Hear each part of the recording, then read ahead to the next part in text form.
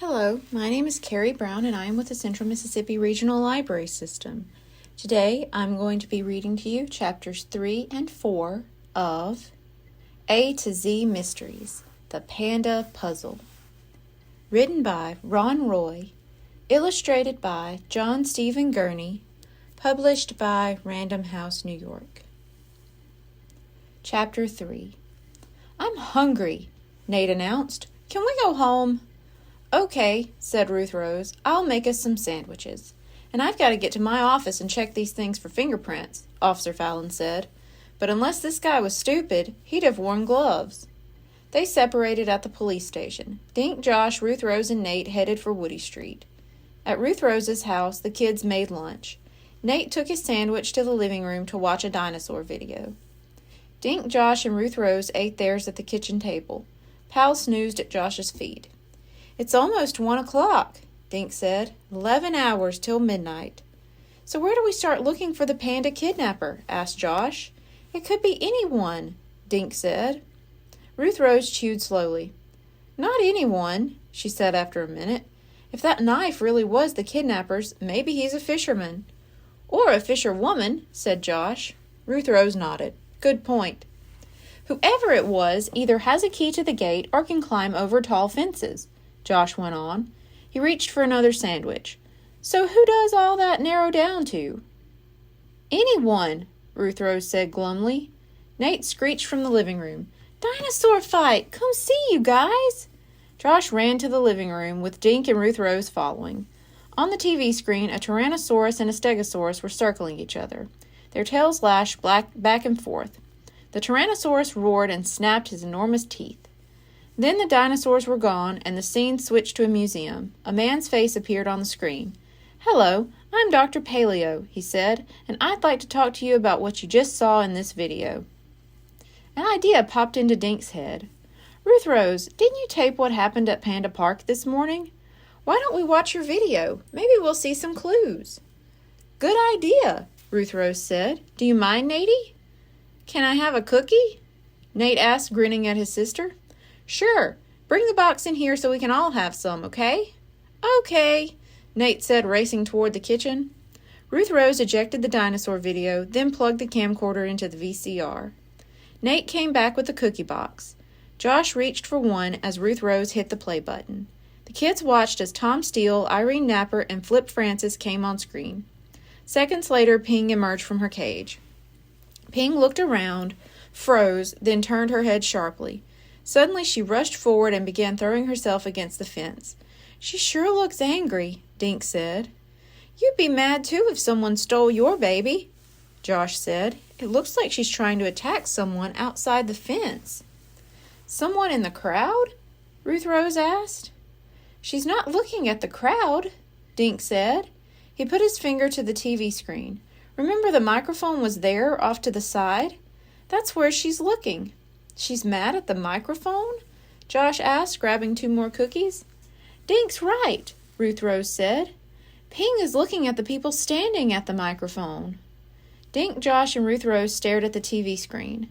Finally, Ruth Rose unplugged the camcorder and put Nate's dinosaur tape back in the VCR. I think one of those 3 people kidnapped Winnie, she said, and Ping knows which one. Chapter 4. You think Winnie's kidnapper was standing right there at the microphone? Dink asked.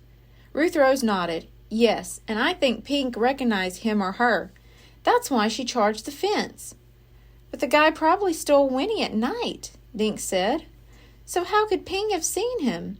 Maybe she didn't see him, Ruth Rose said, but she might have smelled him. Right, Josh said. Most animals can smell a lot better than humans. Dink stared at the TV screen. So how do we figure out who Ping was growling at? He asked. Too bad pandas can't talk, Josh said. We could just ask her. Pandas can't talk, Ruth Rose said, but people can. I say we interview the 3 people who were standing at the microphone, starting with Irene Napper. You think she did it? Dink asked.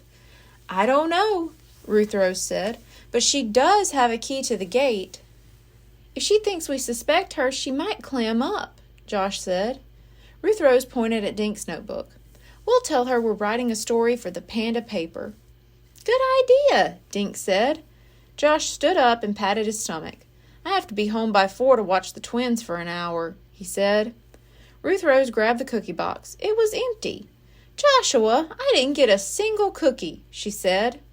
Josh grinned. Detective work makes me hungry. Josh woke up Pal and the kids left Ruth Rose's house. They took a shortcut through the rose garden in Center Park. Pal barked at a swan being trailed by 3 cygnets. They passed the book nook and waved at Mr. Paskey in his window. At the petting zoo, they passed under a wooden arch. A honeysuckle vine climbed the arch, filling the air with a sweet smell. A hummingbird darted away. They found Irene Napper surrounded by ducks. She was feeding them pellets that she pulled from one of her uniform pockets. Hi, Miss Napper, Ruth Rose said. Well, hi, Irene said. Say, weren't you kids at Panda Park this morning? Yeah, we're sorry about the kidnapping, Josh said. Irene's smile disappeared. I'm so angry I don't know what to do, she said. Who would steal a baby panda? No one knew what to say. Good thing Winnie's old enough to eat bamboo, Irene said. If she still needed her mother's milk, I don't think she'd make it. Ruth Rose nudged Dink. We're writing a story for the Panda paper, Dink said. Could we ask you some questions? The woman looked at Dink for a moment. Yeah, I guess, she said finally. Just then, Pal barked and the ducks scattered. But first, let's move your dog away from my ducks, Irene said. The kids followed Irene to a shady bench. She sat and stretched out her long legs. Shoot, Irene said. Pal sighed and dropped to the ground. Irene started stroking his ears. Dink noticed that Irene's hands were large and strong-looking. Everyone was waiting for Dink to ask a question, but Dink's mind was suddenly blank. Who takes care of Ping and Winnie? Ruth Rose asked, coming to Dink's rescue. I do, Irene said. I feed them, clean out their area, all that stuff. Ping even lets me hold her baby. Dink wrote down what Irene said. Then he asked, when did you last see Winnie? Last night, Irene said, when I added fresh water to their pool. That was about 8 o'clock. So someone snatched her between then and 10 o'clock this morning, Ruth Rose said. Irene nodded. Dink thought she might cry. Dink had his next question all ready. How many people have keys to the gate? He asked. Irene looked at him. Only me, she said finally. She patted a key ring hanging from her belt. And trust me, this was never out of my sight. Whoever took Winnie didn't unlock that gate. A duck waddled over and pecked at Irene's boot. She reached into her pocket, found a few more pellets, and flung them to the ground. I've got to get back to work, she said, standing up. She glanced down at Dink's notebook. Good luck with your story. Thanks, Dink said. By the way, do you know where Tom Steele lives? Irene shook her head. No, but you'll probably find him in his office. Dink looked blank. His office? It's in the senior community center, Irene said. She gave him a suspicious look. I'm surprised you don't know that since you're writing a story for him. Thank you. Be sure to tune in next week for chapters 5 and 6. Goodbye.